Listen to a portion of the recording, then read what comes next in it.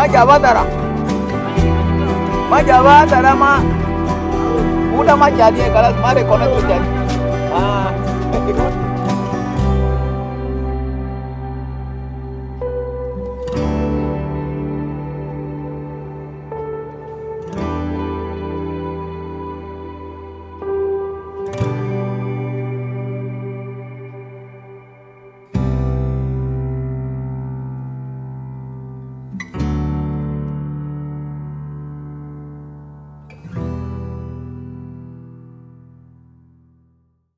Bienvenue une fois de plus à nos amis de Enda.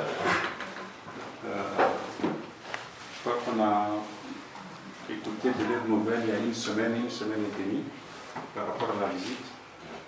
Dieu merci, ils sont là. Depuis hier vers 19h, donc on aura globalement une séance de travail à faire ce matin. Et ensuite, on va poursuivre la visite pratiquement sur le terrain.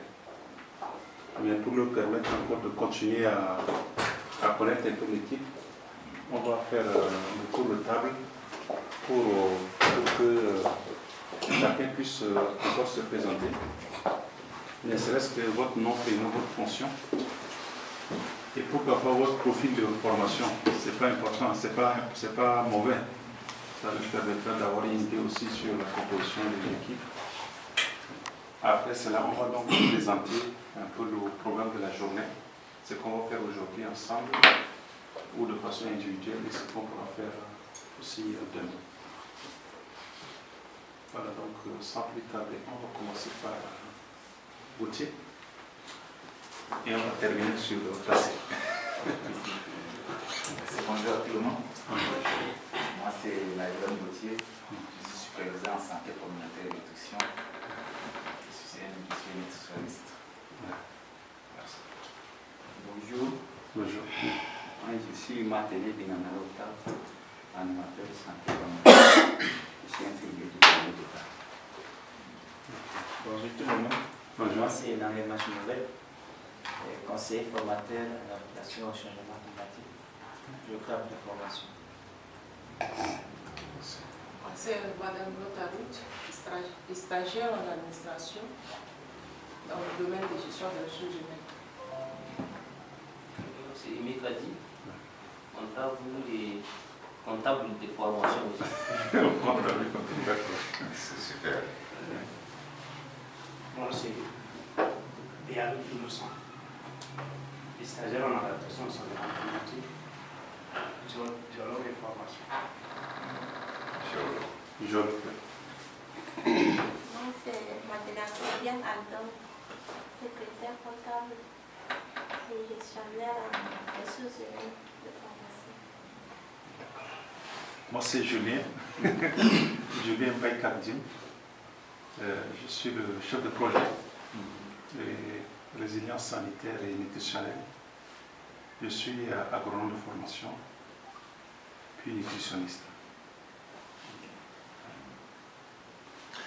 Moi, c'est Ndiolom Djenginade Florence.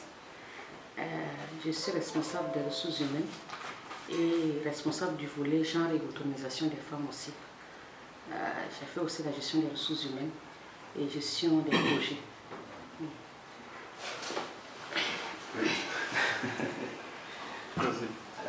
Bonjour à toutes et à tous. Bonjour. Déjà, nos remerciements à Assemblée. Merci. De l'accueil et surtout la facilitation par rapport à cette mission. Moi, je m'appelle Omar Sissé et je suis de Enda Energy. Je coordonne le programme adaptation et gestion des risques climatiques. Mais en même temps chef de bureau de Enda Energy au niveau de la zone Sénégal oriental, la zone orifère. En avant énergie, j'ai travaillé pendant 7 ans sur la gestion des ressources orifères. Et j'ai fait ma thèse sur ça. D'accord. Donc, globalement, c'est ça. Merci. Bonjour à tous. Bonjour. Et à toutes pour ne pas. Pour les gens rire.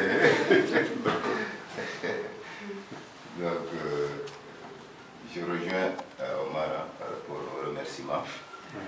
Donc, vous remercier par rapport à la flexibilité. Je pense qu'on est dans un contexte un peu compliqué. La fin de l'année, c'est toujours compliqué. Mais n'empêche, vous avez été flexible pour nous permettre de faire cette mission.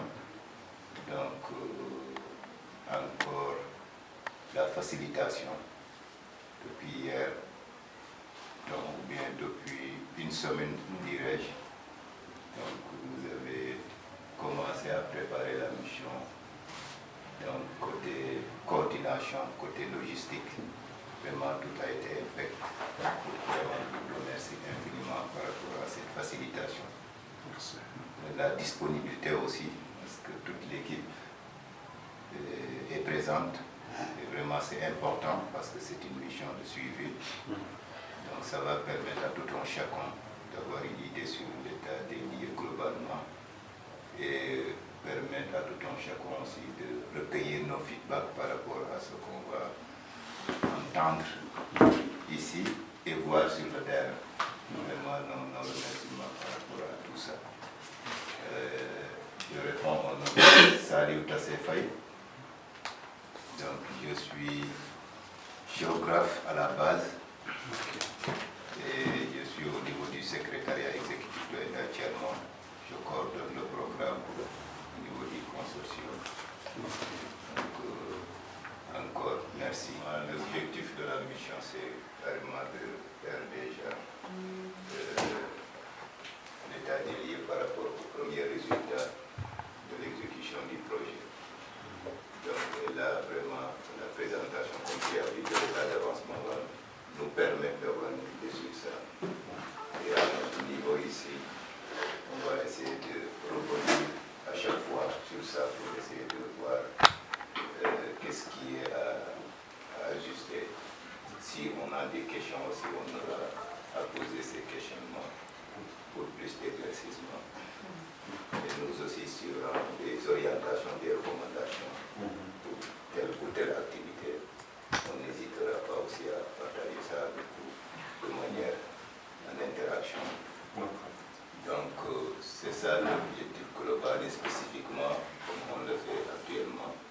C'est carrément d'entrer en interaction avec toute l'équipe par rapport à l'exécution sur le terrain. Le deuxième élément, c'est ensemble qu'on essaie de déjà repérer les premières évidences potentielles par rapport à ce que vous avez déjà concrétisé sur le terrain.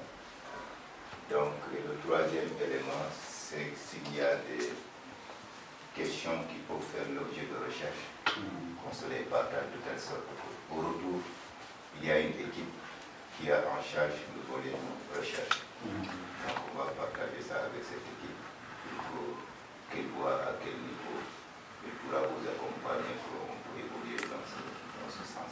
La prise en compte de ces questions de recherche. Donc voilà globalement l'intérêt de cette mission. Donc ce n'est pas une mission d'évaluation, ce n'est pas une mission d'audit. Donc on est tous dans le même bateau. Donc on a le même mandat pratiquement, entre guillemets, parce que le consortium ENDA Tiers-Monde, l'Université Gaston Berger de Saint-Louis au Sénégal, UGB. Donc quand je parle d'ENDA Tiers-Monde, c'est tout un réseau. Donc, au sein duquel il y a deux entités qui accompagnent ENDA Énergie, dont le représentant est Omar Cissé ici, et ENDA Santé. Donc ce sont les deux entités du réseau ENDA Tiers-Monde qui ont en charge quand même d'accompagner toutes les organisations qui ont bénéficié de la subvention de la Fondation Sanofi dans le cadre du programme accélérateur régional. Donc c'est pour dire seulement qu'on est dans le même bateau, on a vraiment la même mission. Donc on est obligé, ou bien on est tenu de réussir nous tous. Donc votre réussite c'est notre réussite, votre échec c'est notre échec. Donc vous voyez comment on est liés. Vraiment, on doit aller ensemble, on doit travailler ensemble de telle sorte qu'il faut partager toutes les informations nécessaires pour qu'à notre niveau aussi, on ait plus d'informations nécessaires et ensemble. S'il y a des points points d'amélioration qu'on essaie de voir ensemble comment solutionner ça pour quand même accélérer le rythme d'exécution et des activités du projet. Donc voilà l'intérêt de cette mission. Merci pour passer. On va, si c'est calendrier convient à tout le monde, on va passer à la première session qui est la présentation de l'état de mise en œuvre. Après, on va passer à la deuxième étape qui est donc le plan de renforcement sur la base de diagnostic. Donc, comme vous le savez, le projet résilience sanitaire institutionnelle, c'est pour la période 2024-2026.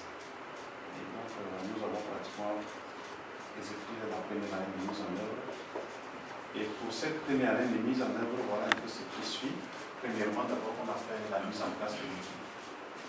Et cette mise en place de l'équipe, voilà un peu les gens qui sont engagés en première colonne dans le cadre de ce projet.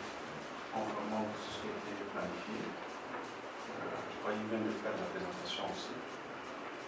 J'avoue simplement que ça a été fait conformément à notre procédure en termes de publication d'abord des avis, de la contractualisation avec une spécialiste pour le développement. C'est ça qui nous a aidé à mettre en place l'équipe. Les processus sont documentés. Deuxièmement, nous avons aussi, pour la mise en place, acquis aussi quelques moyens. Il s'agit là de tables de visibilité, de 2 motos, de 2 ordinateurs, mais aussi d'une imprimante de multifonction. C'était le démarrage du projet. Et c'est grâce à cette mise en place de l'équipe et des moyens actifs, les activités ont été mises en œuvre. Donc la première activité qui a été réalisée, c'était l'activité de lancement en date du 25 janvier 2024. Il n'y a pas trop de texte, on peut faire montrer un peu Donc à gauche, ça c'est une photo famille un peu qu'on a fait lors de l'activité de lancement. Et le discours en bas ici à droite, le discours de sous-préfet de Kounou qui a lancé l'activité de lancement. Donc ça a réuni au moins 250 personnes. Ça, c'est les gens qui sont sur notre liste, mais c'est au-delà de ça. Même le conseil d'administration nous accompagne, en personne de la vice-présidente du conseil d'administration qui nous accompagne aussi. Donc après l'atelier de mise en œuvre, j'ai souligné qu'au cours de cet atelier, on a fait ce qu'on appelle la promotion d'une groupe théâtrale qui est venue de la province pour montrer un peu l'intérêt de la santé et du changement climatique et la place du Moringa en termes de résilience par rapport à tous les groupes d'acteurs. On a mis une vidéo sur la pièce théâtrale. Peut-être les équipes pour préparer ça, pour que vous ayez ça aussi. La deuxième activité, c'est la formation sur les techniques de production de la poudre de Moringa au Niger. Donc cette formation a été réalisée par Madame Florence, assisté de Sylviane, mais aussi d'un membre de notre association qui est spécialisée dans le On a fait ça à Ndoumo, là où on va aller en visite. Comment préparer la poudre de Moringa. Il n'y a pas que ça. Je crois que comme c'était une session de 2 jours, on a profité pour former aux gens comment fabriquer le savon solide et le savon liquide. Je pense que ce qui est en bas, c'est le savon. C'est ce qu'elles ont fait fabriquer. C'est que nous fabriquons sur place. À travers l'activité du projet, on fait d'autres choses aussi. Et ça, peut-être qu'il faut préciser. Ça, c'est la formation sur les techniques de cours de Moringa, c'est absolument important. Après cela, nous avons fait l'évaluation d'une science de tests culinaires sur les mails du cours de changement climatique. Je ne sais pas pourquoi l'activité ne soit pas ici, des références à l'activité. Donc, au cours de cette formation, c'est aussi animé et coordonné par Mme Florence et les spécialistes. La première photo à votre gauche là. Et au terme du processus, il y a un concours. C'est-à-dire que chaque village qui est venu avec les femmes essaie de présenter comment il prépare les mets traditionnels. c'était sans magie et sans les choses liées qui peuvent porter à la voilà. Et comment ces aliments sont présentés avec des ustensiles aussi propres, pourquoi pas traditionnels. C'était un concours impeccable. Et au terme, c'est que le projet a fait. Avec les ressources du projet, on a acheté tout ce qui est comme les ustensiles, les étoffes, etc. pour plier les groupes de femmes qui sont présentées des choses plus intéressantes. Je vais vous m'aider à imaginer les autres. Bon, comme j'étais un peu responsable là-bas, le but aussi c'était de permettre un brassage entre les femmes des différentes communautés, parce que c'est la deuxième activité du projet. Donc en ce moment, elles ne se connaissaient pas beaucoup, mais cette activité les a permis d'être ensemble et de faire le partage des différents métiers. Donc vous allez voir, les femmes de 6 villages réunis, et donc ça a permis un bon brassage entre les femmes aussi. Voilà, donc ça c'était la deuxième activité. Il y a un jury aussi qui a été mis en place. Et parmi les jurys, il y a le responsable de centre de santé de nous, on l'a ouvert. C'est le jury qui a délibéré en commun des prix. Je crois que c'est le thème dans les tests linéaires. Après le concours test culinaire, c'est donc la formation sur comment utiliser la poudre de moringa. Le moringa va faire les grains pour décanter l'eau. Et donc cette activité a été faite à Tidamanifa par l'équipe de santé, Octave et Gauthier.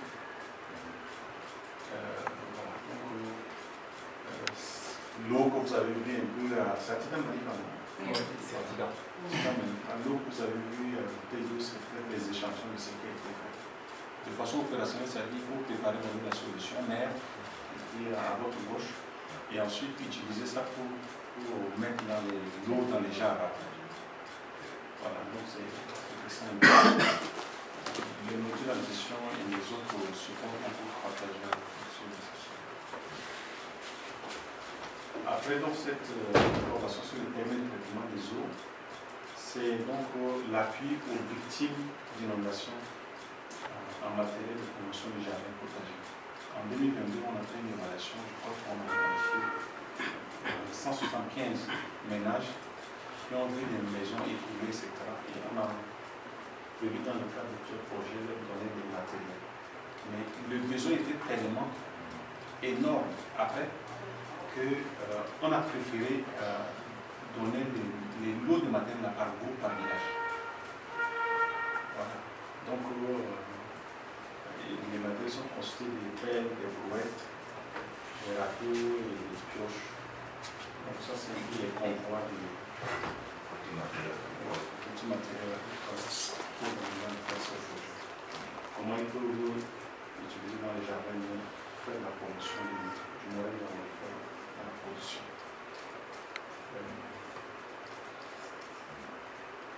On peut avancer. Si vous avez des compléments, n'hésitez pas. Voilà. Après cette activité est toujours liée à la première. En fait, il ne s'agit pas de leur donner des matériels pour la promotion des potagers, mais on est allé plus loin pour le former sur les techniques de compostage et surtout comment utiliser les déchets plastiques comme les sacs de ciment, les poudres et faire la production des plants de moringa. L'intérêt c'était de faire promouvoir la gestion des déchets au niveau villageois. Comment ils peuvent utiliser même les trucs locaux en lieu et place des pots en éthylène, souvent qui coûtent beaucoup et qui ne protègent pas l'environnement. Donc, on a fait ce travail-là aussi en formant les comités vigiles santé sur les techniques de compostage, comment ils peuvent semer les moringas, comment ils peuvent faire la production. Après cette formation, nous avons fait le suivi de la discussion de la mise en terre des plants de moringa. La formation des comités sur comment produire les plants de moringa, mais après il fallait le suivre aussi comment on peut faire cette mise en terre dans les jardins déjà communautaires qu'on a identifiés et comment se fait la mise en terre, comment il faut faire les entretiens. Je crois que c'est le plus gros lot le travail que l'équipe du changement climatique a fait avec des suivis réguliers sur le terrain.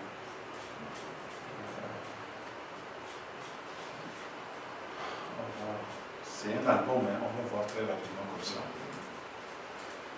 Alors, après cette activité, on a organisé ici, hein, dans la salle, ça c'était un période de forte inondation maintenant, une formation des agents de santé accouchés traditionnels sur le diagnostic et la prise en charge de la malnutrition, que je cherche les femmes ou les enfants de moins de 59 mois.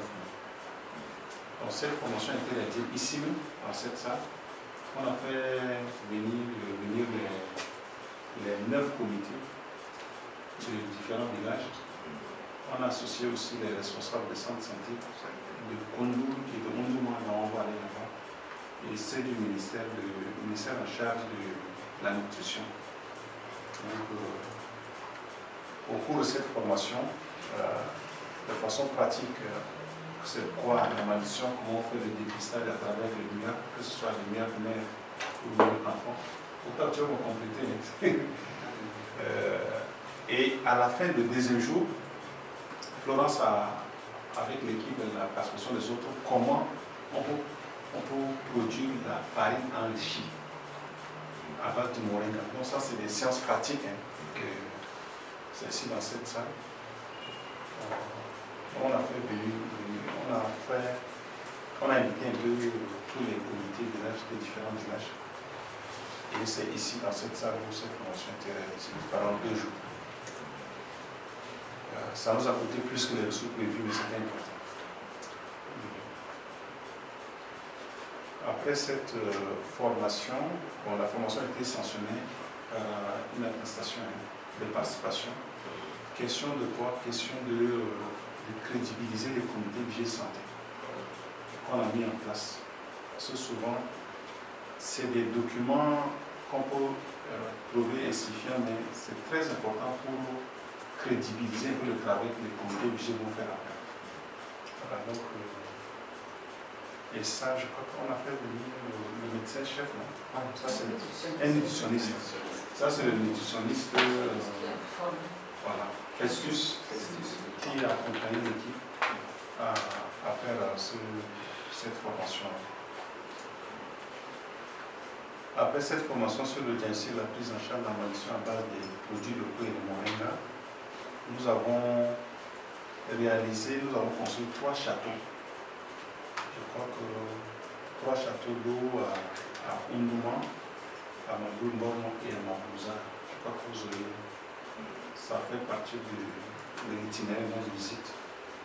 Et pour ça, on a fait aussi normalement le DAO, et sauf que ces panneaux solaires, ces forages, on travaille avec les panneaux solaires qu'on installe. Donc ça, c'est un peu des photos d'identification du site, de construction du château pour l'entreprise et l'installation. L'installation finale du château, c'est ça. On peut le voir. Je crois qu'on a envoyé déjà ces éléments-là. Aussi à Endam et aussi à Sanofi. Voilà. Après la construction des 3 châteaux, dans le même ordre d'idée, là où on a implanté les châteaux, on a trouvé nécessaire de faire ce qu'on appelle des jardins communautaires. Voilà. C'est quelque chose qui a été déjà développé par Atazan en 2021-2022. Mais l'eau ne peut pas être utilisée seulement pour la consommation, elle peut être utilisée aussi pour la production communautaire. Donc, non loin des sites là, on a négocié avec l'entreprise pour voir comment ils peuvent construire aussi les bassins. Je crois que c'est à la raison de 2 bassins par site. Voilà. Donc, ça, c'est les fondations des bassins. Et dans le processus, c'est que les comités, ils apportent les briques. Nous, on a les briques et les sables. Nous, on apporte le ciment. Mais ces bassins ne sont pas encore terminés parce que c'était la période où il y a des inondations. Donc, c'est les fondations qui sont faites. Après, avec ce retrait, on va finaliser la construction de ces bassins sur le jardin communautaire. On a mis 10 briques parce que c'est la suite de l'activité de construction du château.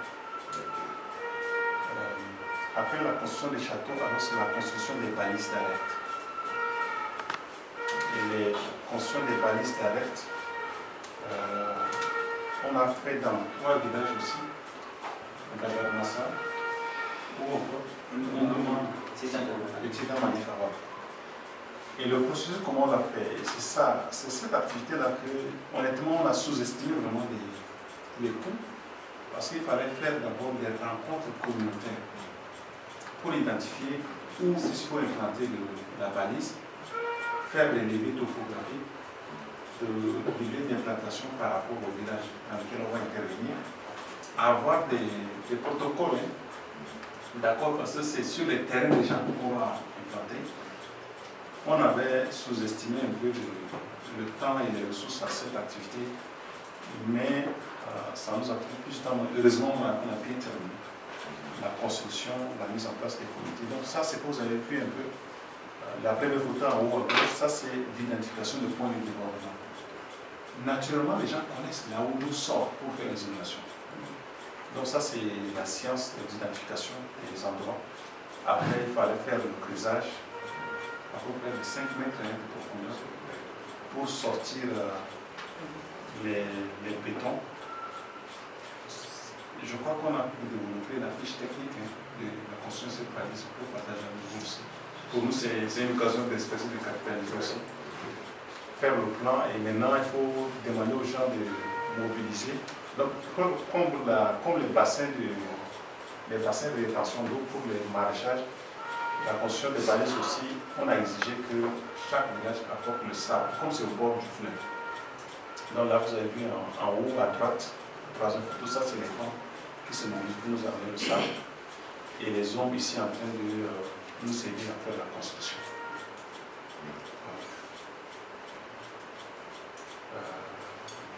Donc voilà un peu ce qui ressort. Ça c'est un peu de tout faire, de la balise.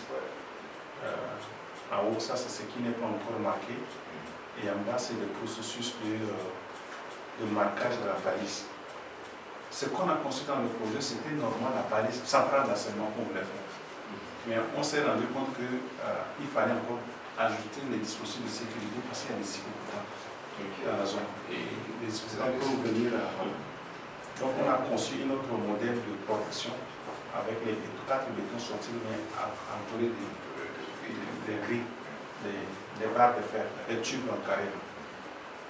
Donc vous avez découvert ça un peu sur le terrain et c'est ça qui a constitué le gros lot de travail de suivi de notre équipe. Parce que chaque mois, il fallait aller au moins sur le terrain pour voir nous. Et je vous dis, c'est pas facile. Il faut prendre plusieurs kilos. C'était risqué, mais on n'a pas le choix que de voir un peu quel est le niveau de ce qui était. Donc ça, il y a 3 balises qui ont été construites. Après ça, il y a la mise en place des comités vigile santé. Ça, on a fait dès le début sur le groupe. On a mis au total, c'est combien 9 comités vigile. 9 villages. Normalement, on devait mettre 3 comités. Mais à chaque fois que les gens nous voient sur le terrain, la demande est énorme. On s'est dit, mais pourquoi pas étendre l'action aux autres villages. Et on a intégré 6 autres villages dans lesquels on a mis les comités. Et ces comités, il faut aussi les former. Donc, à chaque fois, il y a une session de formation. Il faut les faire venir de tous les villages pour les former. Donc, ça, c'est les séances de mise en place des comités vigile santé. Il s'agit là d'un consensus communautaire où, au terme des rencontres communautaires, on demande aux gens d'identifier eux-mêmes qui est capable de faire partie de ce comité sur le principe très simple, le bénévolat et la capacité déjà à s'intéresser à la question de santé. C'est pour ça que dans chaque comité, vous allez voir qu'il y a des accouchements traditionnels. Ou encore voilà, les médecins, ce qu'ils font qu'on appelle, quand quelqu'un casse l'un de ses membres, les praticiens. Donc, ce sont ces critères qui nous ont aidés à mettre en place les 9 comités. Ils sont à combien 54. 54 ou 54 54 membres. Les 9 comités. Parce qu'ils sont 6 par comité. Donc 6 en 9 séances. D'accord. Bon là, c'est pas seulement la mise en place, mais il faut aussi les accompagner. Les accompagner parce que c'est eux qui sont responsables du suivi de ces balises.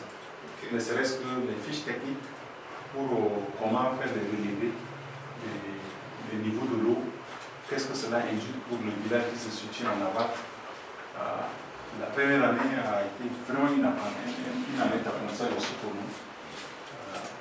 On est convaincu qu'à partir de l'année 2, peut-être qu'ils sont capables déjà d'utiliser la deuxième. Vous allez les interroger, il ne faut pas qu'on parle trop, hein. Vous allez les interroger vous-même sur le fait. Super. Voilà. Et après ça, c'est la formation des agents communautaires et des membres sur le sécurisme en cas de choc lié aux inondations et à forte chaleur. Donc cette formation, en cas d'écroulement de la maison par exemple, ou de forte inondation, quelqu'un est noyé, quels sont les premiers secours au niveau local que les gens ont fait? C'est ça l'objet de mon contrat, la formation. Ça a été animé par le bureau et ça a été à votre date. Mais on a impliqué aussi le responsable, l'ancien, non? L'ancien responsable du centre de santé de Hongo qui a. Donc là, par exemple, en bas ici, quand quelqu'un, comment on peut faire par exemple la réanimation? En bas ici. Et là-bas aussi, là où l'enfant est couché, très bonne mise en scène. La position latérale de sécurité. L'enfant, là, on dirait que c'est une situation réelle. Et au milieu en bas, quand quelqu'un a une fracture par exemple, comment on se prend pour par exemple le transporter? C'est des choses pratiques. Il faut ramener vraiment la médecine du jour. Madame, c'est ça que j'avais écrit quand j'ai vu l'image dans le bulletin. C'était le bulletin. Oui, c'est ça. Voilà. Et même dans votre premier rapport. Oui, c'est ça. Bon, dans le bulletin, normalement, Doudou, on devait lui envoyer tous les commentaires. Ezekiel, tu te rappelles? Mais comme c'était, il m'appelait carrément la veille, c'était, voilà, donc on n'a pas eu le temps de, pendant chaque élément, on allait faire des documentations et vous envoyer. Mais les photos aussi parlent aussi en termes. Doudou m'avait demandé ça. On est dans la, ce n'est pas trop tard. On est venu dans le processus de la production du deuxième numéro. Vraiment, il faut partager le maximum d'informations. Normalement, il devait être avec nous. Doudou, oui. En tant que chargé de la communication. Donc, eux, ils ont les astuces, les méthodes. Identifier les bonnes informations. Malheureusement, son agenda ne permet pas de faire ça. Comme on est là aussi, c'est la. On reviendra sur les défis, on a prévu ça aussi. Donc ça c'est la formation, je pense que c'est au bout de 2 jours aussi vous avez fait. C'est un bon rapport. Bon, le premier jour, moi, j'étais là aussi, ça m'a permis de connaître beaucoup de choses aussi. Après cette activité, là c'est le suivi périodique et les évaluations par statut du projet. Alors, qu'est-ce qu'on a fait? Entre fin août, juillet et octobre, on avait eu des grandes innovations ici au Tchad. Et donc, on a diligenté à travers ce suivi-là pour faire un état des lieux dans les différentes zones d'innovation. Comme vous pouvez voir en haut là.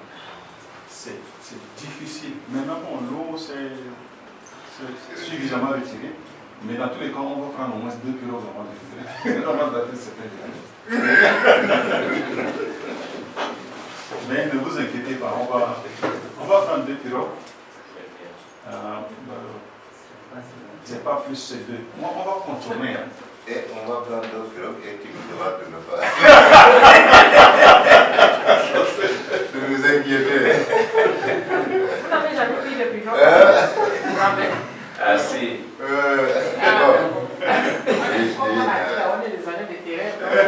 a beaucoup d'expérience, moi je l'ai pris 2 fois. D'accord, c'est bien. Même si une fois c'est déjà d'expérience. Mais on va simplifier parce qu'en réalité, c'était ça notre première réaction. Quand j'avais partagé, parce que c'est dans l'après-midi que Cécile m'a contacté. Après, j'ai dit, en cette période-là, nous, quand on passe sur le terrain, vous voyez combien de pilotes on prend. Est-ce que c'est Je me dis, bon, quand vous prenez le dernier village, il faut que vous veniez pour voir aussi les villages. Après le retrait, il y a une économie qui suit. Ça, c'est par rapport au volet inondation, à l'aide précoce. Par rapport au deuxième volet sur lequel on travaillait, c'est la santé communautaire de nutrition. On a trouvé qu'il y a une prise de conscience sur l'importance du moringa. Ils appellent localement Walla Alum, c'est ça. Alum, c'est ça. C'est pas Nibadaï. Nibadaï, d'accord. C'est pas Nibadaï. C'est le nom local. Non local. Alum, ils appellent ça. Alum, c'est ça. Et les gens comprennent conscience de son épargne. Parce qu'avant, ils prenaient que ça, c'est une plante sacrée. Ils préfèrent la viande ou des choses. Or, c'est ça la bonne nourriture. Surtout avec la science qu'on a fait ici. Il y a le début de collaboration entre le personnel de santé et les communautés organisées en comité. Souvent, les gens pensent que les questions de santé, c'est les questions de l'hôpitalité. De l'équipe de projet, qui constitue à notre avis, en tout cas, un challenge que vous avez réalisé dans le cadre de la mise en œuvre de ce projet. Toutes nos félicitations également pour le choix des thématiques qui sont très pertinentes parce que des communautés très vulnérables par rapport à un phénomène dont ils ne maîtrisent pas. S'il y a au moins ne serait-ce qu'un début de solution, surtout à l'échelle communautaire avec l'implication de toutes les parties prenantes, ça constitue un début de prise de conscience de l'ensemble des acteurs par rapport à ce phénomène, ô combien important et qui mérite en tout cas une prise en charge transversale à tous les niveaux avec l'implication de tous. Donc, toutes nos félicitations pour la pertinence du projet, mais également le nombre d'activités réalisées en un temps record. Là, c'est par rapport au dispositif de collecte des données, notamment des évidences, surtout en termes de résultats de l'intervention. Des actions allant dans le sens de la nutrition ont été réalisées, notamment avec la production de poudre de moringa, mais également orientées vers la prise en charge des malnutris. À ce stade, dans la zone d'intervention, qu'est-ce qui a été fait en amont pour la collecte de données pour avoir une situation de référence par rapport aux malnutris? Une fois identifié quel est le dispositif en tout cas de prise en charge est déjà en tout cas bien établi avec les comités qui sont mis en place, avec l'aide également surtout d'autres parties prenantes pour ne serait-ce qu'essayer de les prendre en charge à travers la poudre de moringa. Mais maintenant en termes de remontée d'informations, qu'est-ce qui a été déjà mis en place pour ne serait-ce qu'à la suite de la prise en charge, quels sont les résultats de ces actions au niveau de ces jeunes, de ces enfants, le taux de guérison suivant, parce que la malnutrition, je pense qu'il y a 3 catégories, sévère avec complications, sévère sans complications, modérée. Donc, est-ce qu'à la suite du diagnostic, il y avait ces 3 catégories qui ont été relevées?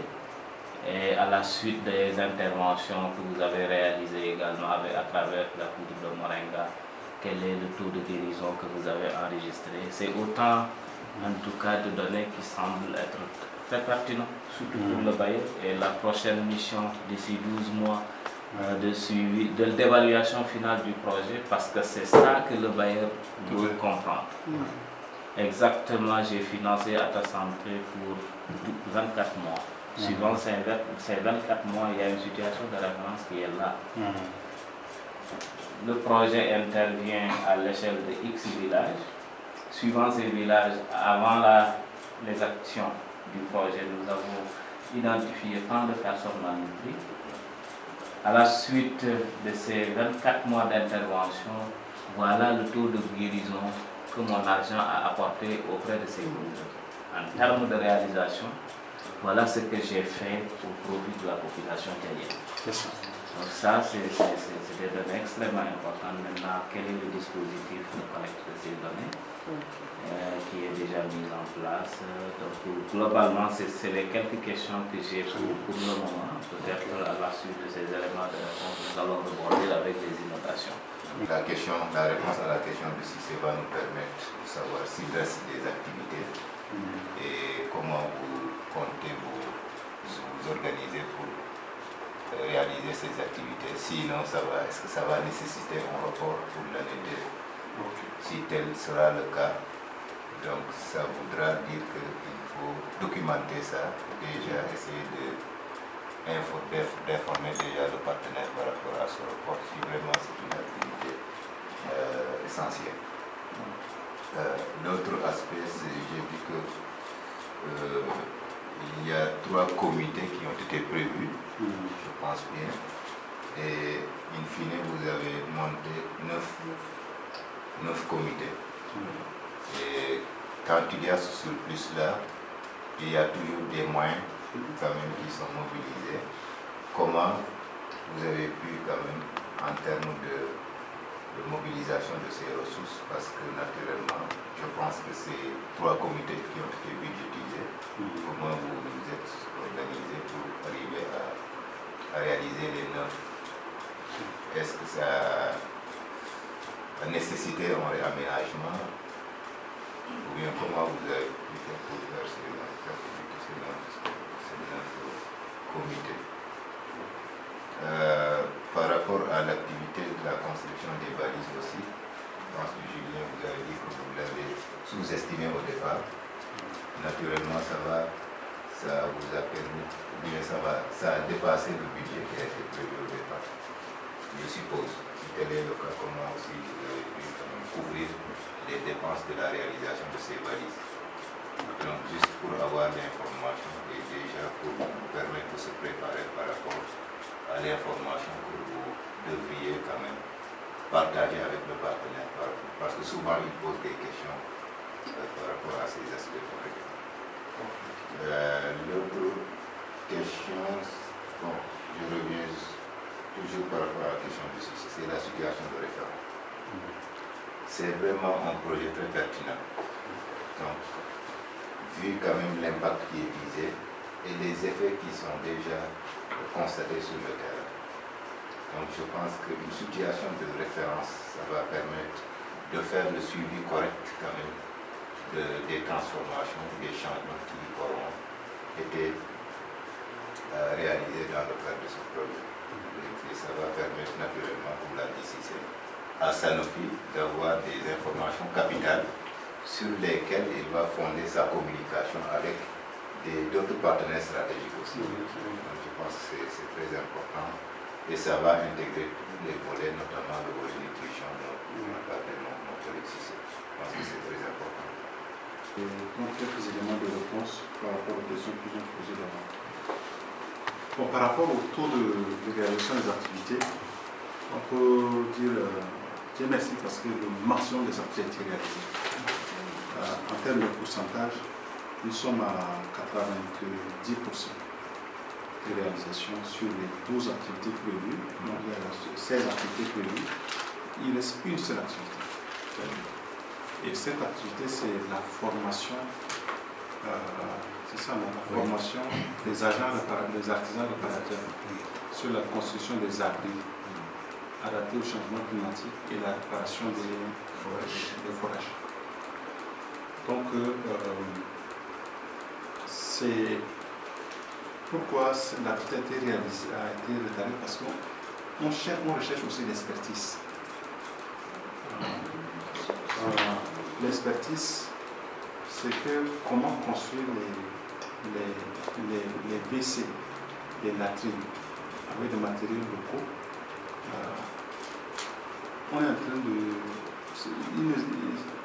Ça ne veut dire pas que nous on a toute l'expertise, on est en train de voir avec nos partenaires de Calambari. Il y a Oxfam, il y a aussi Aztec, ADES. Ils sont en train de déterminer dans la zone avec un camp de déplacement. Et ils construisent déjà des latrines là-bas. Donc on est en train de négocier avec eux pour voir quelle est l'expertise qu'ils peuvent nous apporter, même s'il faut contractualiser pour faire un travail de qualité. Ce qui, comme Mme Florence disait, ce qui a retardé vraiment, c'est les inondations. Les inondations dans les villages où on intervient, c'est les îles, vous allez voir. Donc pour avoir accès à ces instruments, tout ce qu'on a fait, on s'est attelé à préparer les termes de référence, le contenu aussi pédagogique du module, tout en sachant que d'ici janvier, on pourra réaliser cette activité. Si on n'arrive pas à réaliser dans les 10 jours qui suivent. L'autre idée aussi, c'est qu'on ne connaît pas les principes de gestion en termes de périodicité et je pense qu'on contrôle et la légitimité de l'activité. Donc nous, on voulait tout faire pour que la contractualisation avec le consultant pour la réalisation se passe en décembre. Même si la réalisation peut se poursuivre au moins du point de vue administratif financier, les ressources ont été engagées en 2024. C'est ce qu'on a en tête. C'est comme ça qu'on est en train de préparer l'activité. Mais on était vraiment coincé par les inondations aussi. Sinon, on allait réaliser à 100%. La deuxième activité, qui est c'est pas une activité, mais c'est une activité de routine, le suivi périodique. Le suivi, normalement, ça continue durant tout le projet. Et on a, avec le suivi budgétaire, peut-être que je dois présenter, il nous reste encore un peu de ressources pour faire quelques suivis. Et ce suivi, cette fois-ci, on veut que cela soit réalisé par les gens de l'aviation, la météorologie. On les a contactés déjà 2 fois. Ils nous ont même promis, sur les balises là, ils veulent nous aider avec les pluviomètres aussi, à lecture directe. Donc on voulait les impliquer dans le suivi pour que. Et ils voient d'abord. Souvent, c'est les images qu'on leur envoie, ils apprécient, mais il faut qu'eux aussi soient impliqués et voir comment ils peuvent nous appeler ensemble. Donc en termes de. C'est les 2 activités qui réalisent, qui restent à faire. La première activité, c'est quoi? C'est la formation des artisans réparateurs sur la construction des abris, c'est-à-dire des latrines, et puis comment ils peuvent réparer aussi les trucs qu'on a installés. Voilà, c'est cette formation. Par rapport aux balises, j'avoue qu'on est passé par un appel d'offres pour voir quelle entreprise peut nous aider à faire ce travail. Vous vous rappelez mon appel Grémadi. Mais on s'est resté à des propositions de 12 millions, de 7 millions de coût global. Alors que sur la ligne, c'est 2 millions. Donc, on a réfléchi, qu'est-ce qu'on peut faire? Parce que tout le travail technique de l'élevé topographique, on a les géographes qui est avec qui fait ce travail. Les questions de consultation communautaire, c'est nos agents qui le font. On va aller vers les communautés, il y a des maçons quand même là. Oui. Donc c'est comme ça qu'on a contractualisé avec, comment ça s'appelle? Abacha. Merci. Oui, il est chaud, il dit, mais lui, il est maçon. Ce qu'on est en train de faire là, lui, il ne connaît pas tout le technique. Dans ce cas, on les ingénieurs, on va concevoir. Donc, une bonne partie des conceptions, c'est fait par l'équipe de projet. C'est pour ça que vous avez vu là. Ça, c'est tout le temps, moi, je suis là, de rêver. Oui, pour le montrer. On peut le voir. Là, il fallait sortir la valise qu'on a de 5 mètres de profondeur, poser les semelles. Il faut que ça soit vraiment au niveau du fleuve, etc. On s'est investi avec l'équipe ici pour faire le montage technique, l'identification aussi des points de développement de l'eau, avec les conventions sociales, avec les accords aussi. Donc ça nous a pris plus de temps, mais comme c'est nous qui sommes en avance, souvent c'est avec les entreprises, ça coûte beaucoup. Donc on n'a pas beaucoup dépassé, de 200 ou de 200 000 seulement. On va présenter le sujet. Par rapport au comité vigile santé, là aussi c'est prévu 3, mais comme j'ai dit au début, c'est l'engouement des gens. Les gens veulent vraiment comprendre un peu la question de santé, etc. Donc ce qui nous a vraiment facilité parce qu'on devait normalement faire plusieurs séances et même des élections, mais on a trouvé une autre stratégie de partir de ce qui existe. C'est-à-dire on identifie les potentialités locales, ceux qui font déjà les stratégies opérationnelles ou ceux qui les praticiens. Est-ce que ce n'est pas mieux de faire simplement les rencontres communautaires, une ou deux rencontres communautaires pour lesquelles on explique les enjeux de ce comité et on demande aux gens eux-mêmes de se choisir pour nous composer directement. Je pense que c'est cette simplification qui nous a aidés. Et naturellement, dans le village, les gens savent que telle femme, c'est elle qui est la coucheuse traditionnelle. Tel type, là, c'est lui qui fait qu'on appelle tout ce qui est guérison en cas de fracture, etc. Donc, c'est ça qui nous a facilité la tâche. pour aller jusqu'à 9. Pour ça, ça nous permet d'intégrer aussi certains villages. Parce que, en réalité, quand tu sautes un village pour aller dans un autre, à chaque fois qu'on traverse un village, il y a des gens qui vous arrêtent même sur la route pour dire mais pourquoi vous traversez nos Guinéens, vous travaillez là-bas, donc tu vois. On dit c'est mieux de faire plus si on a la possibilité. C'est comme ça qu'on a fait. Maintenant pour les questions de référence, donc, je crois que c'est un peu la même question aussi qu'on m'a posée. La question de documentation. Nous, c'est qu'on n'a pas un dispositif formel de surveillance. Ça, je vous l'avoue. Parce qu'il faut avoir un dispositif avec les outils simplifiés et même des ressources dédiées. Les suivis qui sont faits actuellement, c'est fait par moi-même et par les superviseurs. Ça, c'est en termes de dispositif de suivi et évaluation des activités. Mais ça reste très informel, il faut le formaliser avec les ressources conséquentes. Mais pour ce qui concerne au moins la malnutrition, je crois qu'on est en train de développer un modèle peut-être qui peut vous être intéressé. Le diagnostic des enfants malnutris est fait dans chaque village. Et ça, c'est grâce aux agents de terrain. Mais une fois que les enfants sont identifiés malnutris, c'est les mères, là, comment on les appelle. Il y a des femmes qui sont chargées de préparer des repas pour donner à ces enfants-là pendant la période. Et donc, au terme de 7 jours ou de 8 jours, on évalue pour voir est-ce que tel enfant est guéri de la malnutrition modérée sévère ou pas. Mais avec les complications médicales, nous, on ne fait pas ce travail. Dès qu'il y a des complications médicales, on envoie ça dans les unités de référence. Donc, ce que nous, on est en train de développer, c'est de voir est-ce qu'avec le moyen laborieux, on peut traiter un enfant malnutrition modérée au bout de combien de jours? Je crois que c'est ça qu'on est en train de travailler. On doit finaliser vraiment les fiches, les bases de données pour que dans les jours à venir, et je suis tout à fait d'accord avec vous, que c'est ça qui va montrer que oui, l'action qu'on est en train de mener là permet de résoudre tel ou tel. Mais ça, c'est vraiment à l'échelle village.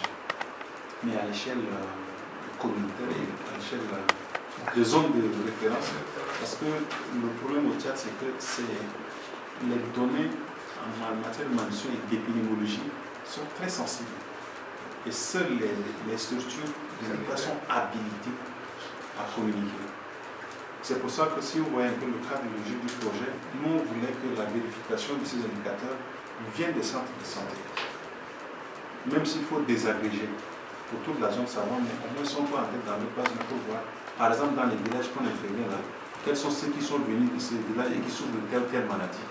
Quelle est la prévalence? Donc il faut peut-être désagréger un peu les données des centres de santé avant d'arriver. Et là, je dis qu'on n'est pas encore trop avancé là, avec surtout les centres de santé qui n'ont pas des bases de données fiables et qui se permettent de jour au lendemain. C'est ça qui constitue un défi. Mais on note simplement que on va poursuivre un peu notre expérience là, avec le diagnostic, le screening que vous avez fait. On a fait un peu jusqu'à là, 2 screens dans les différents villages où les enfants malnutris ont été identifiés. Il y en a ceux qui ont été référés à la marine et d'autres doivent être pris en charge de niveau communautaire. Je crois qu'on va faire un effort pour formaliser les données et pourquoi pas je référencer les enfants en question, comme ça on pourra utiliser ça pour défendre l'approche de prise en charge dans le monde.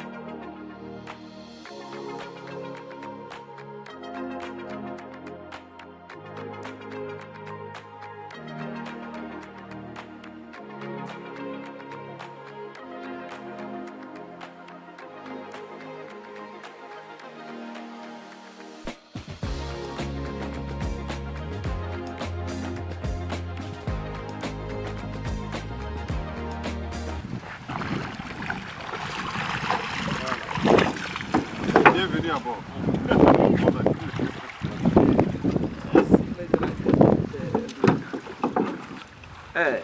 C'est le chef.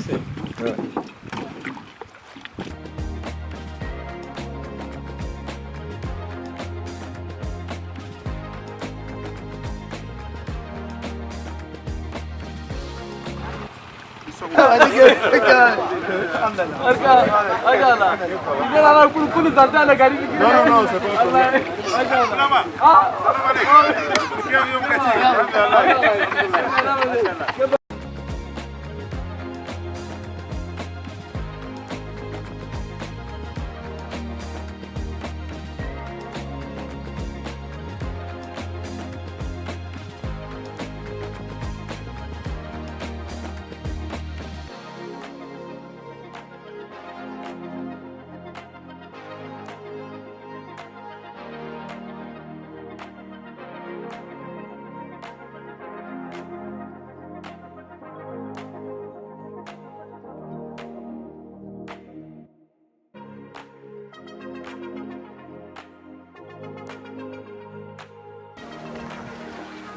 envisagé faire du maraîchage à côté.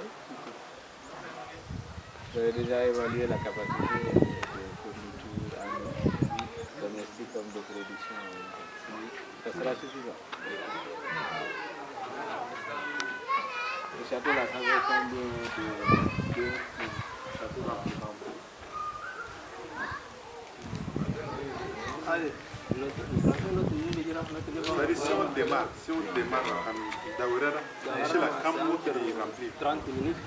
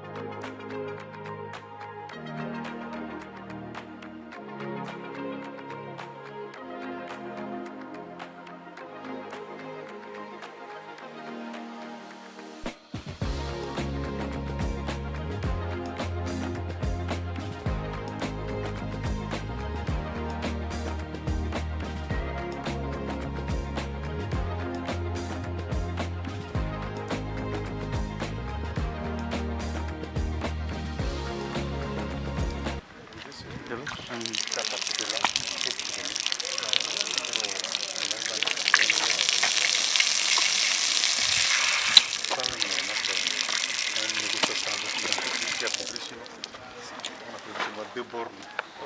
Donc ça peut venir, il faut aller ça veut dire pour prendre la mer. Ici, la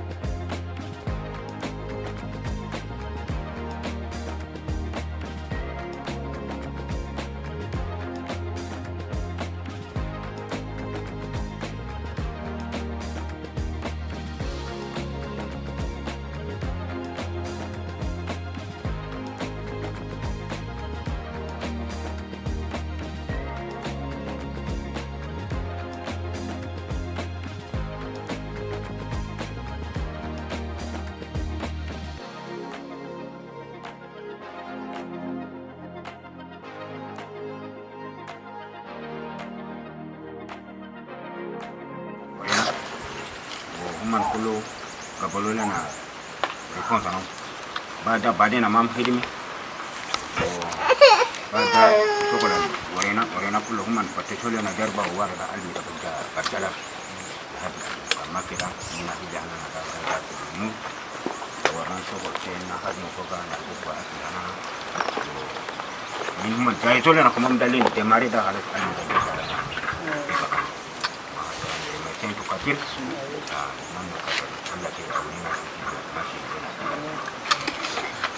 Bon, le chef de village vous remercie.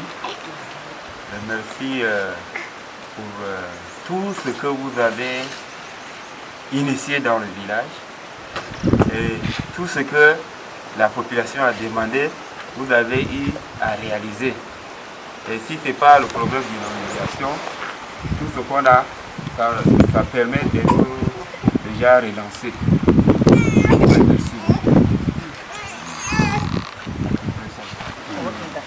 juste c'est pour l'ouverture. À la suite des mots de remerciement de mon collègue M. Faye, j'avais quelques questions, une question pour le chef du centre de santé. Parce que le projet, comme vous le savez, c'est un projet qui fait le nexus changement climatique et santé. Aujourd'hui, les initiatives qui sont en train d'être faites, c'est pour lutter contre les changements climatiques, mais qu'il y ait surtout une meilleure prise en charge des pathologies liées au changement climatique.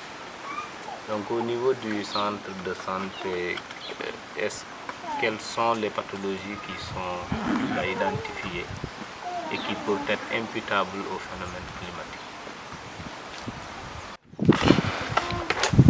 Kiférage accompagné avec des IRA, infection respiratoire aiguë et la diarrhée chez les enfants de 1 à 4 ans.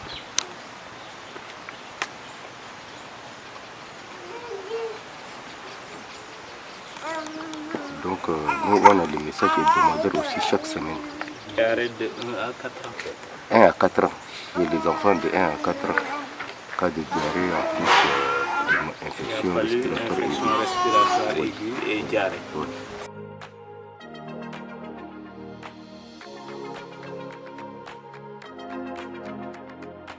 Exprimer tous nos remerciements par rapport à la disponibilité et surtout par rapport à l'accueil.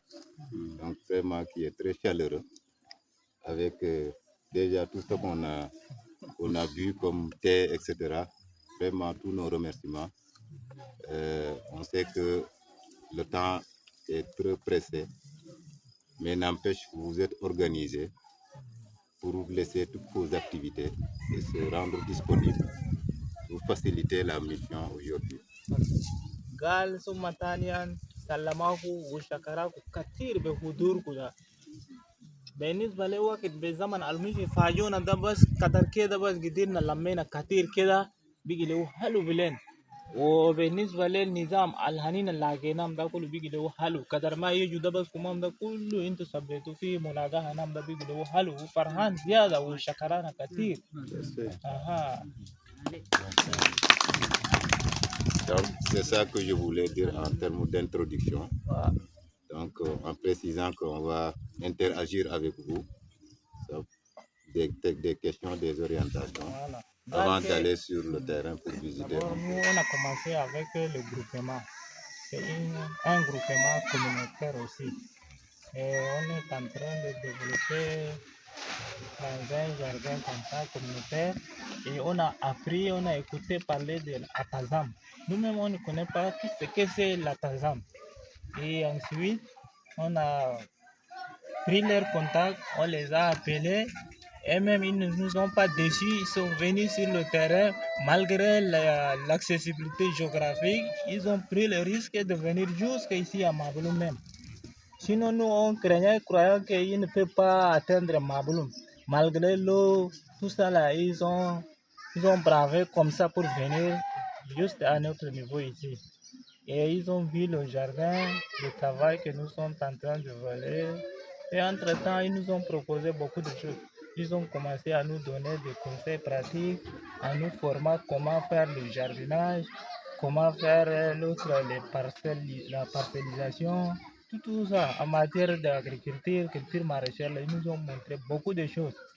Ils nous ont montré comment fabriquer le savon liquide, le savon solide, tout ça ils nous ont montré. Ensuite, sur le jardin, on leur a plaidé sur en ce qui concerne l'eau. Ils sont venus en aide, ils nous ont aidés en nous mettant sur pied une pompe. Voilà, c'est ça. Maintenant, on a notre jardin qui est là. Quand on aurait fini, peut-être qu'on aura le temps d'aller visiter même le jardin qui nous ont installé là. Donc, c'est à partir de là qu'on a commencé les relations entre Atazam et la communauté de la zone. Ça date de quand? Voilà. Pardon? Ça date de quand? Ça date depuis 2022, nous. Exact. Depuis 2022. Maintenant, pour l'année 2024, qu'est-ce qui a été fait en guise d'action supplémentaire par rapport à l'appui de 2022? Maintenant, avec l'année 2024, on a commencé, ils nous ont programmé sur notre, comment dirais-je, la résilience au changement climatique. C'est ça le programme, le projet. Nous avons commencé à introduire la plantation de moringa et ensuite nous avons installé le château avec l'autre des formations, beaucoup de formations qui ont passé. Sur quoi? Les formations là. Ouais. D'abord on a commencé sur l'eau, généralité sur l'eau, et puis les maladies liées à l'eau. Voilà, on a fait. Ensuite, secourisme, on a fait. D'autres, on a fait aussi.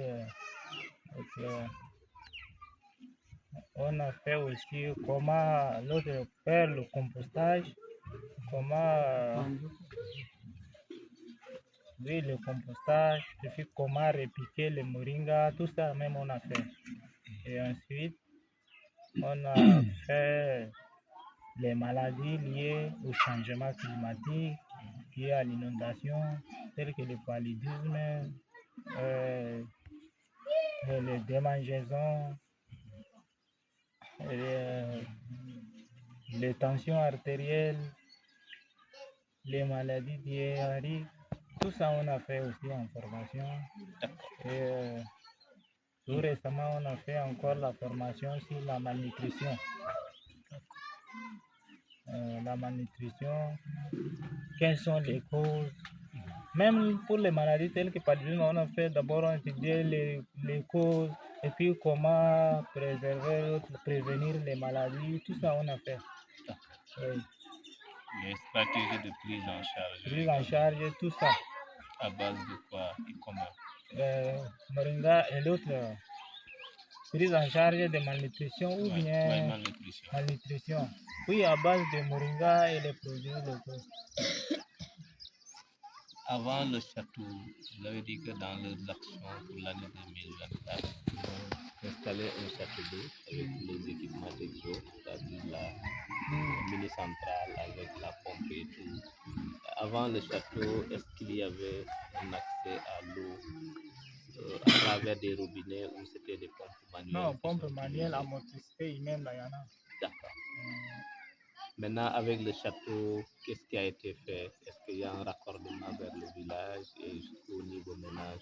Oui, d'ici même, ça se voit, il y a le point d'eau qui est juste ici, là. C'est celui du château, là même. Mais pour le moment, ce n'est pas encore raccordé à l'intérieur du village. C'est-à-dire qu'il n'y a pas de borne fontaine à l'échelle des ménages. Non, ce n'est pas encore fait. Parce que nous sommes pris par le temps. Parce que pour le commencement, là, ça a été un peu difficile. Hein? Pour chercher le site ou fixer la même, là, nous sommes pris par le temps. C'est pourquoi les travaux ont retardé là. C'est le problème du temps. Après, la saison est arrivée. C'est ce qui a bloqué les travaux là.